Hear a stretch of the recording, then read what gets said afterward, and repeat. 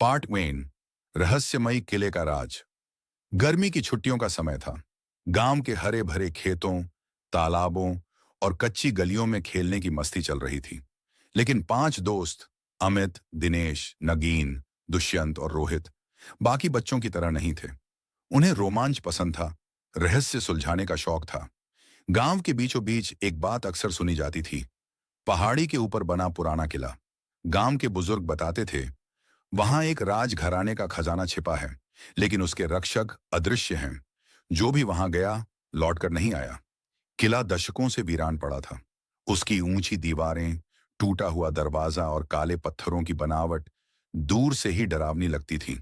दिन में भी वहां एक अजीब खामोशी रहती, और रात में तो जैसे हवा भी ठंडी और भारी हो जाती। एक शाम, जब सूरज ढल रहा था और आसमान पर लालिमा फैली थी, पांचों दोस्त बरामदे में बैठे चाय पी रहे थे। तभी दुष्यंत ने बात छेड़ी। हमने हमेशा सुना है कि उस किले में खजाना है, लेकिन किसी ने कभी देखने की हिम्मत क्यों नहीं की? क्या वो सब बस कहानियां हैं? अमित ने मुस्कुराते हुए कहा, क्यों ना हम जाकर देखें? अगर वहां सच में कुछ है तो सोचो, कितनी बड़ी बात होगी। रोहित ने जोश से कहा, हाँ, ये छुट्टियां कुछ अलग होंगी। डरने की कोई बात नहीं, हम सब साथ हैं। नगीन थोड़ा हिचकिचाया, लेकिन सुना है वहां अजीब आवाजें आती हैं। लोग कहते हैं वहां किसी की आत्मा भटकती है। दिनेश हंसते हुए बोला, भूत प्रेत जैसी कोई चीज नहीं होती। डर को हटाओ और एडवेंचर करो। आधी रात का सही समय रहेगा, जब कोई आसपास ना हो। सबने मिलकर तय किया, अगली रात आधी रात को किले की ओर चलेंगे। तैयारी की शुरुआत अगले दिन पांचों दोस्तों ने बैग पैक की। टॉर्च, रस्सी, मोबाइल, पानी की बोतलें और एक पुराना नक्शा, जो गांव के एक बुजुर्ग से मिला था। नक्शे पर कुछ पुरानी रेखाएं और चिन्ह थे, लेकिन साफ नहीं। दिन भर सबके मन में थोड़ी घबराहट थी, पर उससे ज्यादा जिज्ञासा। रात होते ही गांव की गलियां सुनसान हो गईं। सिर्फ कुत्तों के भौंकने और झिंगुरों की आवाजें आ रही थीं। रात 12 बजे सबने बैग उठाए और निकल पड़े। किले की ओर सफर। रास्ता लंबा और सुनसान था। आसमान में बादल थे, हवा तेज चल रही थी। जैसे जैसे वे पहाड़ी की ओर बढ़े, जंगल घना होता गया। पेड़ों की सरसराहट और उल्लू की चीख ने माहौल और डरावना कर दिया। नगीन ने धीमे स्वर में कहा, यह सब अजीब लग रहा है, जैसे कोई हमें देख रहा हो। अमित हंसते हुए बोला, डरने वालों के लिए नहीं है यह सफर, आगे बढ़ो। आखिरकार किले का विशाल लोहे का दरवाजा नजर आया। दरवाजा आधा टूटा था और झंग से भरा हुआ। दिनेश ने हाथ लगाया, और जैसे ही उसने धक्का दिया, दरवाजा चरमराने की आवाज के साथ खुला। अंदर से ठंडी हवा का झोंका आया और सीलन की गंध नाक में समा गई। अमित ने कहा, याद रखो, जो भी हो, साथ रहेंगे, कोई अकेले नहीं जाएगा। और फिर पांचों दोस्त अंधेरे किले के अंदर कदम रखते हैं। पांचों दोस्त, अमित, दिनेश, नगीन, दुष्यंत और रोहित, किले के अंधेरे गलियारों में धीरे धीरे आगे बढ़ रहे थे। हर कदम के साथ एक अजीब सन्नाटा और डर महसूस हो रहा था। टॉर्च की रोशनी से टूटते पड़ते पत्थरों पर अजीब सी आकृतियां दिख रही थीं। नगीन धीरे से बोला, यार, ये जगह तो वाकई डरावनी है। यहां सच में कुछ है क्या?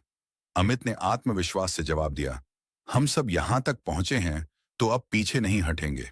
नक्शे में साफ लिखा है, आगे एक गुप्त दरवाजा है। कुछ देर बाद उन्हें एक पुरानी दीवार पर एक अजीब सा निशान दिखा। वह 4 प्रतीकों वाला पत्थर था, सूरज, चांद, तलवार और शंख। दिनेश ने कहा, शायद यही ताला है, इसे दबाने का कोई क्रम होगा। दुष्यंत ने अनुमान लगाया, पुरानी कहानियों में सुना है, प्रकाश पहले, फिर अंधकार, फिर शक्ति और फिर आवाज। मतलब सूरज, चांद, तलवार, फिर शंख। अमित ने हिम्मत करके उस क्रम में बटन दबाए। अचानक दीवार हिली और एक गुप्त दरवाजा खुल गया। भूल भुलैया की शुरुआत। दरवाजा खुलते ही उन्हें नीचे जाने वाली सीढ़ियां दिखीं। चारों ओर अंधेरा और सीलन थी। सबने टॉर्च ऑन की और सावधानी से नीचे उतरने लगे। नीचे पहुंचते ही उन्हें एक बड़ी भूल भुलैया दिखाई दी। चारों तरफ कई रास्ते, पत्थरों की दीवारें और अजीब आवाजें। चलते चलते उन्हें कई जाल और ट्रैप मिले। एक जगह जमीन अचानक धंसने लगी। एक दीवार से तेज हवा निकली, जिसने टॉर्च बुझा दी। कुछ जगहों पर अजीब आवाजें और परछाइयां दिखीं, जैसे कोई उनके पीछे चल रहा हो। रोहित घबराया, ये तो किसी फिल्म से भी ज्यादा डरावना है। हमें रास्ता कैसे मिलेगा? अमित ने नक्शा देखा और बोला, नक्शे में लिखा है, कमल के चिन्ह वाले रास्ते का पीछा करो। दीवारों पर यह कमल की छोटी नक्काशी ढूंढो। सबने टॉर्च की रोशनी से ढूंढना शुरू किया।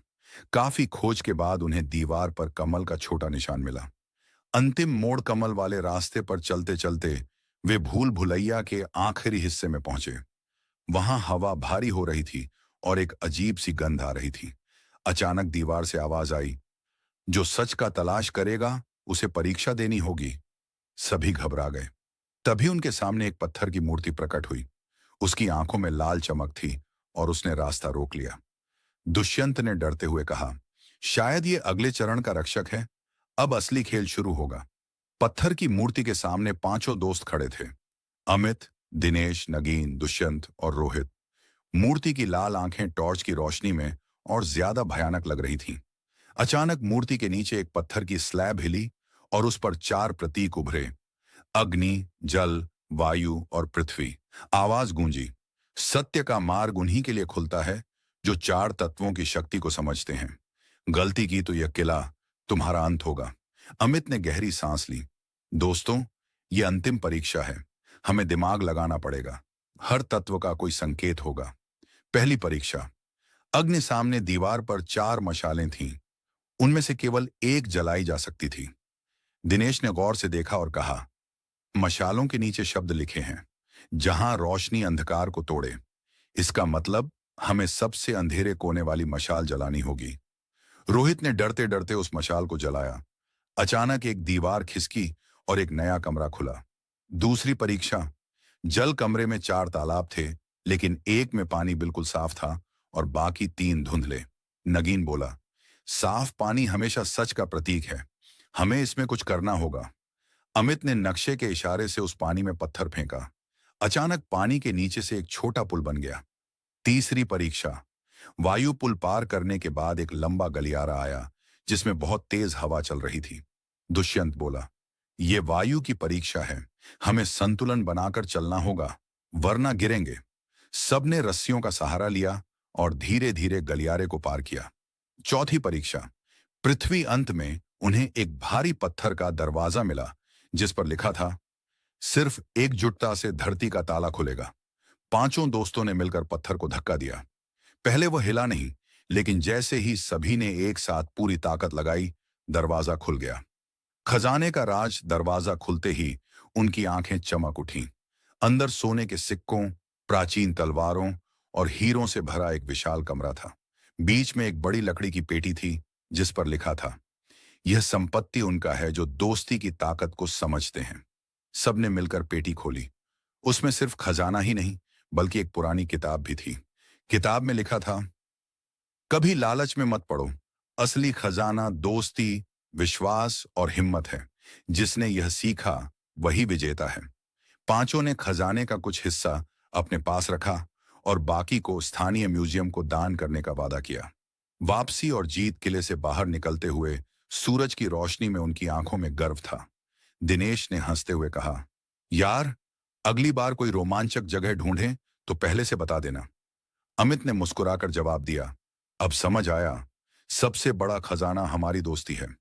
पांचों दोस्त हंसते हुए लौटे, अपने साथ सिर्फ सोना चांदी ही नहीं, बल्कि अविस्मरणीय यादें भी लेकर।